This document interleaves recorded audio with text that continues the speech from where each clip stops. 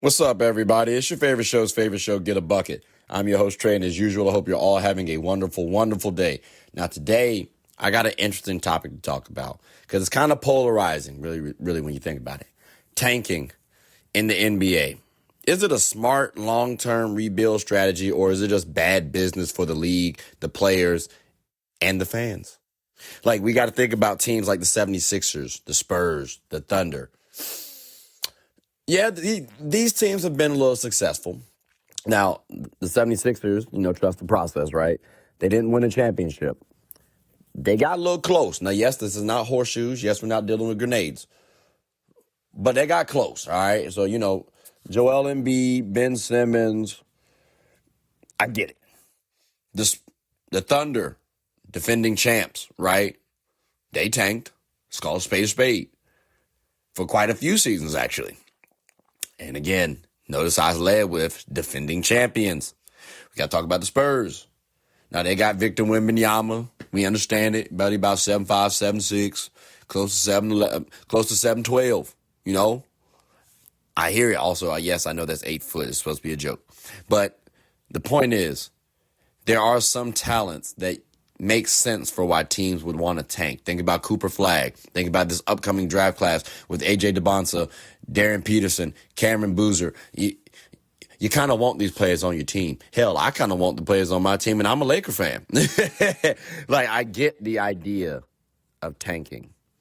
So we got to start it off with what is tanking? Because there's been a lot of controversy around it, both good and bad. Well, a lot of gripes about it, as well as a few good things to note too. But I've heard a lot of negatives about it. So let's start it off with what is tanking. Tanking is when a team intentionally puts itself in a position to lose games. Not that you're just naturally losing games. No. You trying to lose. Like, you usually rest your veterans, trading productive players for picks, prioritizing player development over winning. Sometimes that can be beneficial if you have a long-term goal. Like, if you're trying to get your young guns up, okay, I get why you would play them as opposed to the veterans. I get it. Because you do got to think about your future, okay? So there is a thin line between playing the right way and tanking at times. But you can't try to lose. You still got to try to win. And that's what tanking is, when you're trying to lose to have a better draft pick for the upcoming season. Again, the 76ers, trust the process. The Cavs, when they were trying to land Braun. Like, there are certain talents that we see coming up where I'm like, all right, it makes sense why you would want to tank for that player. Some of these players are elite and they can change a franchise overnight. So from a pure strategy standpoint, tanking can work, and I do understand it. It does cause a few problems, though. Now, the case for tanking, like I said, it does create a little hope for an organization. Like a small market team, for example, if they tank and they get a good draft pick, hello, Giannis. I don't even think they really tanked for Giannis, actually, as I'm thinking about it. But let's just say Giannis came out and he was supposed to be this highly touted player, right? And you want to tank for Giannis. I understand it. I understand why for Joel Embiid. Again, these players can help change your organization overnight. Victor Wembanyama changed his organization overnight. So we understand those. And for small market teams like OKC, realistically, before they popped off, how many players were really trying to go to OKC or the Bucks, right? Drafting for some teams is their best way at becoming champions. So tanking does give struggling teams a legitimate way to reset and rebuild instead of being stuck in that purgatory, that mediocrity realm. Okay? Because without high draft picks, bad teams can get trapped in the middle. So sometimes it's not good enough to compete. And I understand that. But in basketball, we're supposed to compete, aren't we? Like, I get you want to have long-term plans, okay? And it is rational under the current rules to tank. Like the old saying, don't hate the player, hate the game. Well, don't hate the player, hate the system. Because tanking is allowed, technically, by the NBA. We are incentivized, like teams are, to tank. Because you're trying to get the next best player. You're trying to hype up your fan base. Here's the crazy thing about it, though.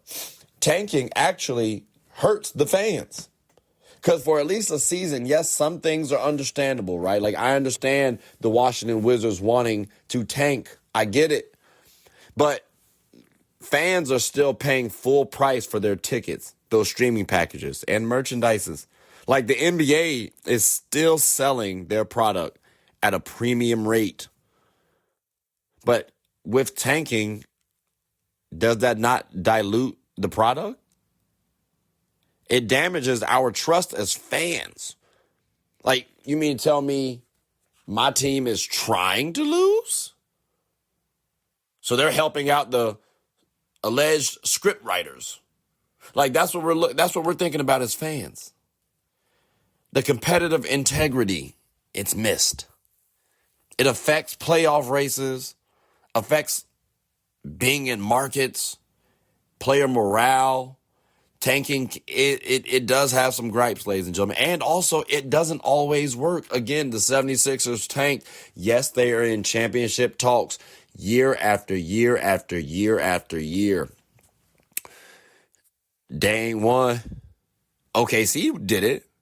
The Spurs look like they will be able to. But again, it doesn't always work. Losing can actually become a habit in the process of a team tanking still. Because respectfully, if you're going to tank, you at least got to get to the finals at some point in time.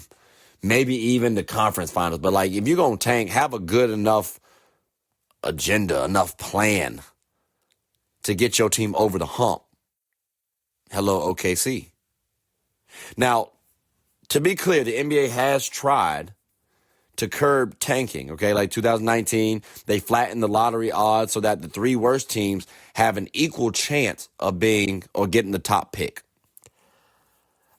I hear it. I think sometimes, though, we might need to be a little more demonstrative in penalizing teams for tanking. Maybe removing draft lottery balls, no matter what your ranking is. So if you're a bottom three team, but people feel like, hey, you're tanking, all right, let's remove some of these lottery odds. Same thing with a team who might get the 10th pick or the 11th pick. If we feel like you were tanking, let's remove some of these lottery odds. Let's make the game a little bit more competitive, a little bit more honest. Now, things like the play-in tournament, I think those do encourage those lower tier teams, or at least the upper tier lottery teams, to try a little harder during the regular season. So you have less teams tanking early on. I'll give you that. But I do think we gotta talk about the draft odds. That could be something to talk about. And I heard that from a friend too, and I tried to think a little bit more about it. Removing the draft balls, the lottery balls, I think that could help out. I was thinking originally maybe removing first round pick or picks. That could be too egregious. But lowering your odds if you're deemed as tanking, that could be the answer. Now, it may be tough to try to figure that out. As an example, I think the Utah Jazz were recently called out for tanking, but yet they in fact beat the Miami Heat in that game. So could they be called tankers?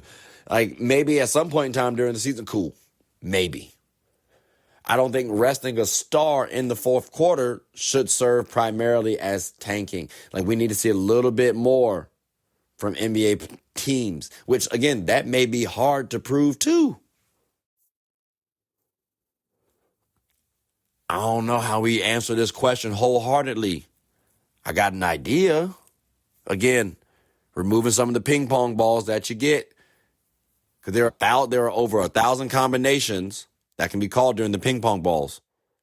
And each team gets assessed a couple of ping pong balls. So if you're deemed as a tanker, all right, we're going to take some away. And like I think maybe one or two per game could suffice. That could work. And I think that would encourage NBA teams to, at minimum, not get caught tanking. So therefore, you're putting forth a little bit more effort. I might not be mad at that. Now, I've heard things like I said, the draft wheel, post-elimination wins. Those can determine the draft order, right? Like once a team is eliminated from playoff contention, their draft order could be determined by how many games they win after elimination. That could be interesting. That could be a little interesting, but strength of schedule comes into mind too. So that could get a little tricky. Lottery for non-playoff teams only, no odds by record. So that means all non-playoff teams get equal odds. No benefit for being worse than the next team to you. I think that can make some things a little interesting as well too, because those middle teams, they could get better before those teams that really need it. Like, for example, when the Mavs and Spurs ended up getting the 1 and 2 pick over a team like the Wizards and the Jazz. I think that something like that could happen a little more often, so that could be a little interesting. But ladies and gentlemen, tanking, it has been a little tricky situation. Whether we're talking about from a player standpoint, an organization standpoint, or the fan standpoint, we got to wonder how to fix this tanking culture. And there have been some teams that have thrived with tanking. There have been some teams that have failed with tanking. So my question is this, ladies and gentlemen. Is tanking good or bad? Yes, I know it's both, but like for you, is it good or bad? Is it more good or more bad? You can think about your own team. You can think about other teams in the NBA. Then also think about you as a fan. If you know that a team is tanking and you went to go see that a specific player, like let's say you wanted to go see LeBron James or Kevin Durant play, and their teams were resting those players. That's the reason why you went to go watch the game, though. It affects your pockets, your hard-earned money. Stuff like that we got to take into consideration. So again, ladies and gentlemen, what do you think? Is tanking a smart strategy or is it bad for basketball? I want to hear your thoughts. But ladies and gentlemen, that does conclude the end of my episode. So please make sure to like, subscribe, comment, tell anyone who's anyone about the show. My name is Trey. I'm the host of Get a Bucket. Hope you are all having a good one. Take care.